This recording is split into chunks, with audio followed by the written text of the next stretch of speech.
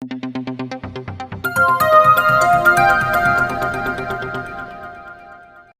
केम छो दर्शक मित्रों અને સ્વાગત છે આપણી ચેનલ ગુજ્જુ ઇન્ફોર્મર પર। તો દર્શક મિત્રો આજે આપણે વાત કરવાના છે સરકારની એક યોજના વિશે મિત્રો। આ યોજના ખાસ કરીને એવા મિત્રો માટે છે કે જે ઇલેક્ટ્રિક વાહન ખરીદવા માંગે છે, એટલે કે ઇલેક્ટ્રિક ટુ વ્હીલર જે છે, બાઇક છે, સ્કૂટર છે, એક્ટિવા છે, જે ટુ વ્હીલર છે અને ઇલેક્ટ્રિકથી જે ચાલે છે, એમના માટેની આ યોજના છે મિત્રો, જે ગુજરાત સરકાર દ્વારા ચલાવવામાં આવી રહી છે। એના વિશે આજે આપણે વાત કરવાના છીએ મિત્રો। તો આ યોજનાનું નામ છે ગો ગ્રીન યોજના 2024 મિત્રો, જેમાં તમને જે છે ઇલેક્ટ્રિક વાહન પર ખરીદી પર સબસિડી મળે છે, એટલે કે તમને સરકાર તરફથી 30% સુધીની સહાય મળે છે મિત્રો।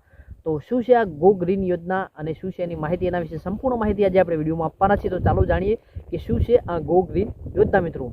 તો સૌથી પહેલાં તો જાણીએ મિત્રો કે આ ગો ગ્રીન યોજના શું છે। તો એના વિશે વાત કરીએ તો ગો ગ્રીન યોજના છે જેમાં આપણે જે છે ટુ વ્હીલર જે બેટરીથી ચાલે, કે આપણે જે ઇલેક્ટ્રિક વાહનો આવે છે, જે બેટરીથી ચાલતા વાહનો આવે છે, એની ખરીદી કરીએ છીએ તો એમાં સરકાર તરફથી આપણને સબસિડી આપવામાં આવે છે મિત્રો। તો આ જે સબસિડી આપવામાં આવે છે એ યોજનાને આપણે ગો ગ્રીન યોજના, ગુજરાતની જે યોજના છે એ કહેવામાં આવે છે મિત્રો। તો એના વિશે વધુ માહિતી મેળવીએ કે આ ઇલેક્ટ્રિક બાઇકની જે ગો ગ્રીન યોજના છે મિત્રો, એના માટેની આપણે પાત્રતા શું હોવી જોઈએ મિત્રો। તો લાભ લેવાની પાત્રતા શું છે? તો અરજદાર ગુજરાત રાજ્યનો નાગરિક હોવો જોઈએ, અરજદાર ગુજરાતનો શ્રમિક હોવો જોઈએ, અરજદાર પહેલાં પણ આ યોજનાનો લાભ મેળવેલો હોવો જોઈએ નહીં, અને અરજદારની ઉંમર 18 વર્ષથી વધુ હોવી જોઈએ મિત્રો। તો આ યોજનાનો લાભ લઈ શકે છે, એની આ પાત્રતાઓ છે મિત્રો। તો એના પછી વાત કરીએ મિત્રો કે જો આ ગો ગ્રીન યોજના છે, જે સબસિડીની સ્કીમ છે, એને આપણે લાભ લેવો હોય તો આપણે કયા કયા ડોક્યુમેન્ટની જરૂર પડશે, એટલે કે કયા કયા દસ્તાવેજની જરૂર પડશે। તો એના માટે છે આધાર કાર્ડ, જાતિનો દાખલો છે, આવકનો દાખલો છે, પાસપોર્ટ સાઇઝનો ફોટો છે, પાન કાર્ડ છે અને બેંકનું જે છે એ સ્ટેટમેન્ટ છે મિત્રો।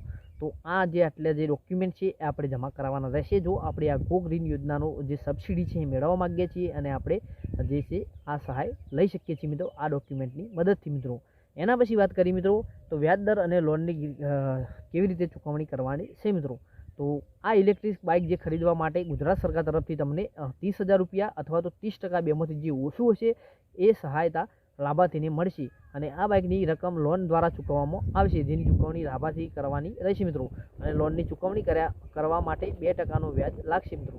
તો એમાં કઈ રીતે છે મિત્રો? તો મિનિમમ સરકાર તરફથી આપણને કેટલા મળશે, જે કિંમત હશે એમાં 30,000 અથવા તો 30% જે કિંમત હશે એના 30% થતા હશે, તો એ 30,000થી ઓછા થતા હશે તો એટલા કાપવામાં આવશે, અને 30,000થી વધારે થતા હશે તો આપણને 30,000ની સહાય મળશે મિત્રો। અને એના પછી જે કિંમત વધે છે એ આપણે લોન દ્વારા, જે હપ્તા દ્વારા 2%ના વ્યાજ દરે ચૂકવવાની રહેશે મિત્રો। તો આ રીતે એનું વ્યાજ દર છે અને આપણને આટલી સહાય મળે છે મિત્રો।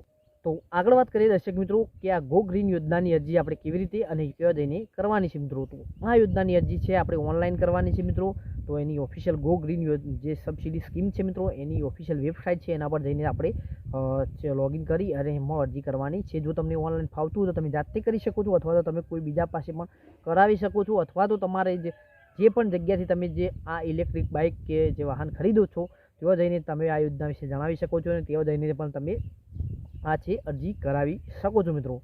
તો આ રીતે આપણે ગો ગ્રીન યોજના છે મિત્રો, એની જે છે લાભ લઈ અને આપણે જે છે આપણે ઇલેક્ટ્રિક વાહન પર 30% અથવા તો 30,000 બેમાંથી જે ઓછું હશે એની સબસિડી મેળવી શકીએ છીએ, અને આપણા જે છે આ ઇલેક્ટ્રિક વાહનની આપણી ખરીદી ઉપર આપણે આટલી બચત કરી શકીએ છીએ મિત્રો। તો આ છે આપણી ગો ગ્રીન યોજના ગુજરાતની, જેમાં આપણને સરકાર તરફથી મળે છે 30%ની સબસિડી અથવા તો 30,000 રૂપિયા।